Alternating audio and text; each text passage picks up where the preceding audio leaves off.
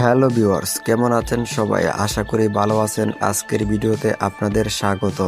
আজ আমরা জানবো এমন এক ছেলের গল্প যিনি দরিদ্রের মাঝেও নিজের স্বপ্ন ধরে রেখেছিলেন। তিনি হলেন লিওনেল মেসি। 1987 সালে আর্জেন্টিনার রোসি শহরে জন্ম নেওয়া মেসির পরিবার ছিল সাধারণ এক মধ্যবিত্ত পরিবার। আর্থিক অবস্থা খুব একটা ভালো ছিল না।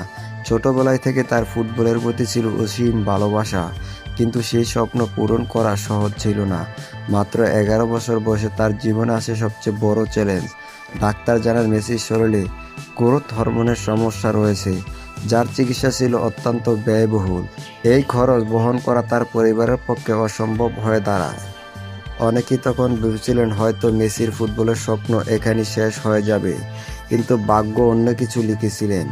এই সময় স্পেনের বিখ্যাত ক্লাব এফসি বার্সেলোনা তার প্রতিভা দেখে তাকে সুযোগ দেয় এবং চিকিৎসার দায়িত্ব নেয়। সেই একটি সিদ্ধান্ত বদলে দেয় মেসির পুরো জীবন।